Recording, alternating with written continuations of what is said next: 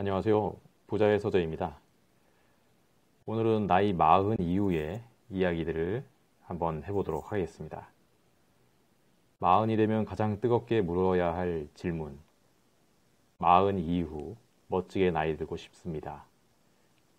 조은강님이 지으셨고요. 메이트북스에서 나왔습니다. 오늘 이 책 추천드리려고 합니다. 한번 함께 들어가 보시죠. 누구에게나 40은 온다. 그녀는 10분 전에 도착했다. 7cm의 높은 하이힐을 신었고 머리는 캔디 파마를 했다. 늦지 않았음에도 뛰어왔는지 코에는 땀방울이 맺혀 있다. 이따금 미간을 찌푸리며 배를 움켜쥐는 걸 보면 장이 안 좋은 것 같다. 그녀의 외양, 행동 하나하나에서 모든 것이 드러난다. 그녀에게 다가가 나는 말을 건넨다. 안녕? 나는 미래의 당신이야. 40을 이미 지나온. 그녀는 놀란 눈으로 나를 쳐다본다. 이 사람이 나라고? 믿어지지 않는다는 표정. 살짝 기분은 나쁘지만 어쩔 수 없다. 누구에게나 40은 온다. 그리고 그 이상의 나이도 거절할 수 없는 방법으로 닥쳐온다. 40이 되던 해 초반의 어느 날을 기억한다. 친구가 말했다. 야, 이제 어떡하니? 우리 40이야. 그 말에 나는 아무 대답을 하지 못했다. 친구는 말이나 꺼낼 수 있었지. 나는 말도 꺼낼 수 없을 정도로 낙담해 있었기 때문이었다. 심란했다. 너무 엄청난 일을 맞닥뜨린 느낌이었고 이제 그전과는 다르게 살아야 할 것 같은데 어떻게 사는 게 좋은 것일지 알지 못했다. 학교에서라면 학년이라는 게 있어서 자신의 위치와 역할을 정확히 알게 된다. 하지만 사회에서는 그런 게 없다.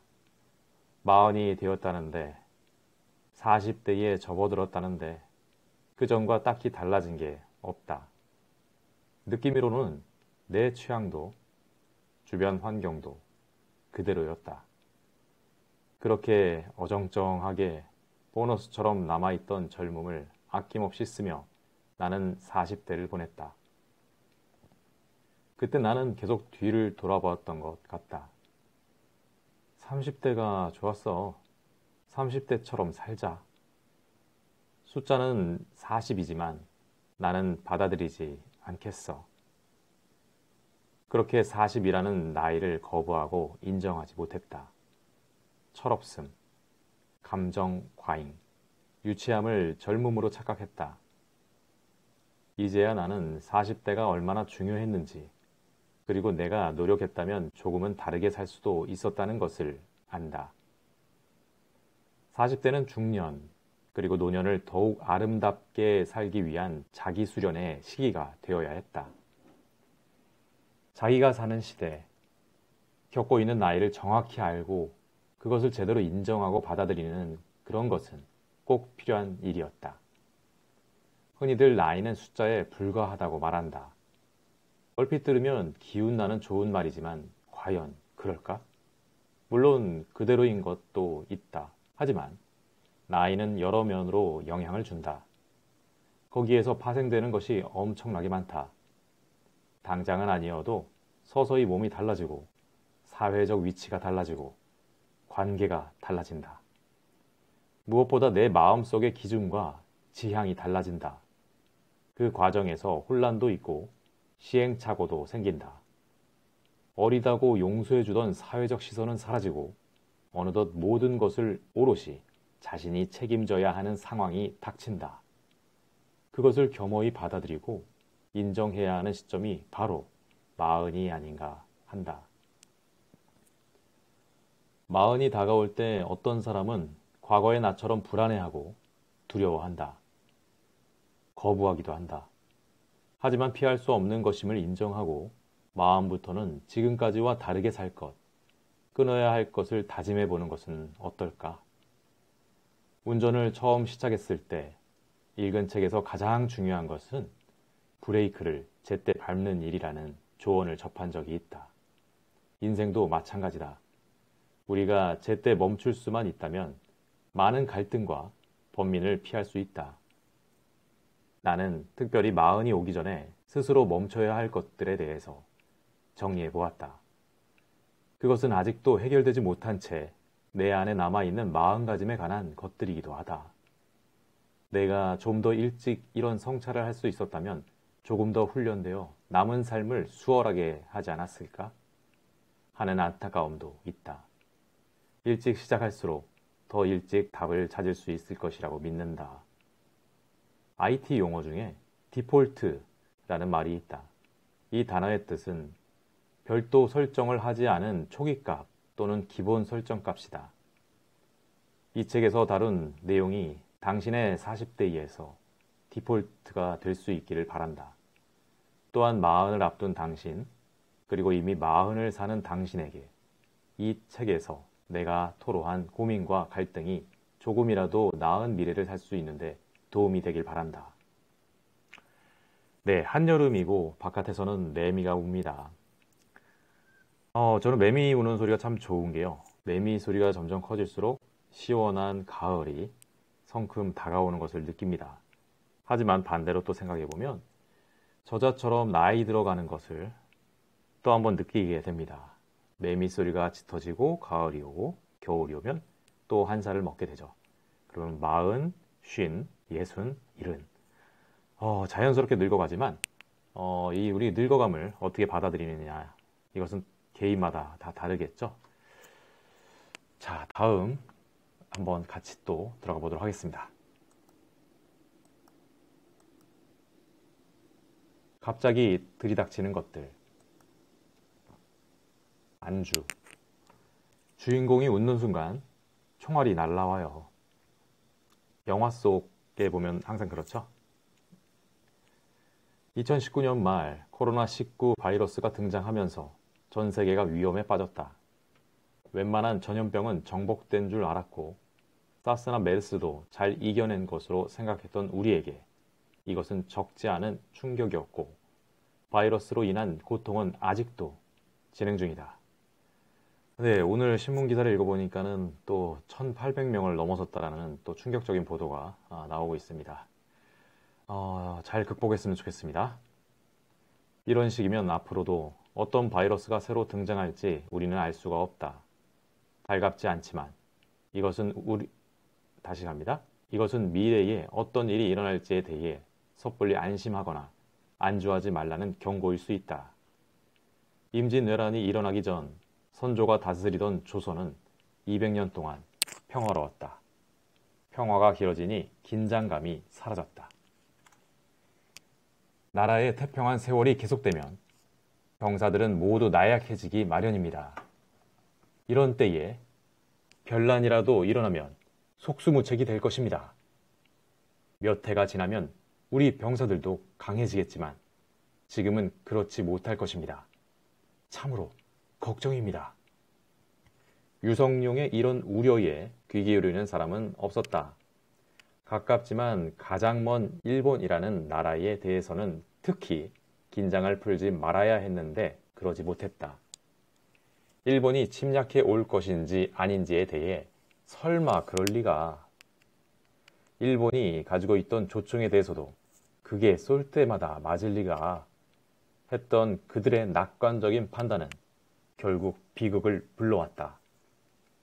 임금은 도망을 다니고 백성은 어마어마한 희생을 감내해야 했다. 성웅 이순신만은 달랐다. 달빛 밝은 밤, 모든 배가 닻을 내리고 있을 때 갑자기 그는 일어나 적은 대개 달이 없는 날 공격하지만 달이 밝은 날에도 기습할 수 있다며 모두 경계태세에 들어갈 것을 명령했다. 얼마 후 왜적은 기습해왔고 대비하고 있던 우리 군사는 어려움 없이 그들을 격퇴할 수 있었다.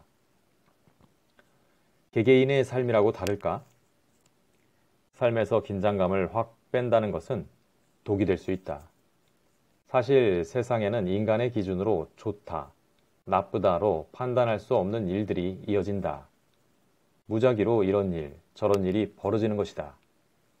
나 하나를 위해서 세상이 돌아가는, 다시 갑니다. 나 하나를 위해서 세상이 돌아가지는 못하니까 당장 오늘은 편안하고 행복하다 해도 내일 어떤 일이 벌어질지 모르는 것이다. 세상의 일은 개인 사정을 전혀 돌봐주지는 않는다. 하필이면 임산부 아내를 둔 남편이 사고를 당하고 하필이면 10,000원 한 장이 아쉬운 빈민층이 지갑을 잃어버린다. 그런데도 인간은 일이 잘 풀리고 지금 상황이 편안하다고 느낄 때면 이 상태가 영원히 지속될 것이라고 믿는다. 특히 직업이나 가정생활에서 큰 변화 없이 40을 맞이하고 나면 이대로 쭉 평온하게 가겠구나 하고 단정을 짓는다. 과연 그럴까?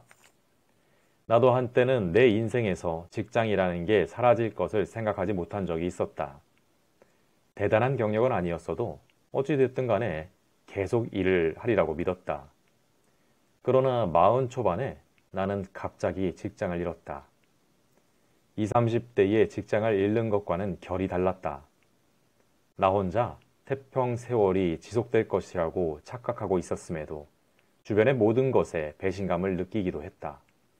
왜 아무도 미리 내게 경고하지 않은 거야?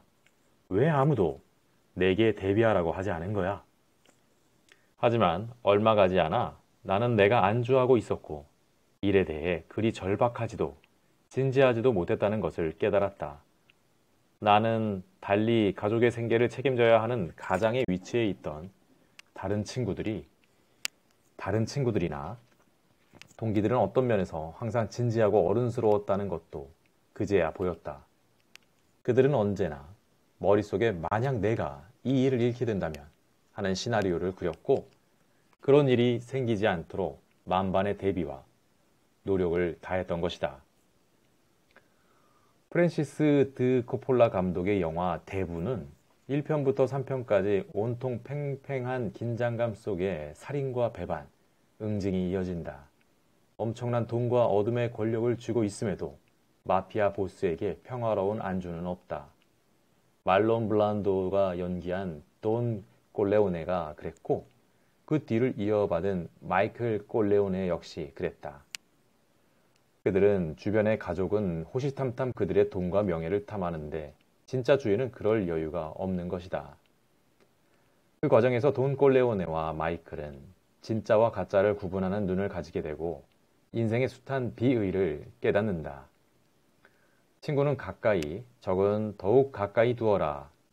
복수는 차가울수록 제맛이다. 누군가를 미워하는 마음은 명료한 판단에 악영향을 끼친다. 너무 정직하지 마라. 똑바른 나무가 가장 먼저 잘린다. 이런 냉혹한 성찰이 언제나 안주와 평안만 추구하는 이에게 올 수는 없을 것이다. 나이 40은 세상을 다 알 수 있는 나이가 아니다. 오히려 이런 것이구나 하고 실감하면서 자신의 지식과 세상의 섭리를 비교 분석하며 경험치를 더 쌓아야 할 나이다. 40에 꾸는 꿈이 고작 안주와 평안이라는 것은 안타까운 일이다. 기본적으로 영원한 평화는 없다고 믿는 편이 낫다. 평화로워야 할 것은 당신 내면일 뿐 밖에서 그것을 구할 수는 없다. 나이 40이 넘은 분들은 모두 다 공감을 할 것 같아요. 물론 이제 50이나 60살 분들도 당연히 과거에 자신이 40이었던 때가 있었으니까요. 저자가 말한 내용들이 대체로 다 공감될 것 같습니다. 나이는 점점 들어가는데요. 여러분들은 어떤 준비들 하고 계신가요? 일단은 상황인 만큼 지금은 전염병에 걸리지 않고 건강하게 하루하루를 건강하게 이겨나가는 그런 시간대를 보냈으면 좋겠습니다. 부자의 서재였습니다.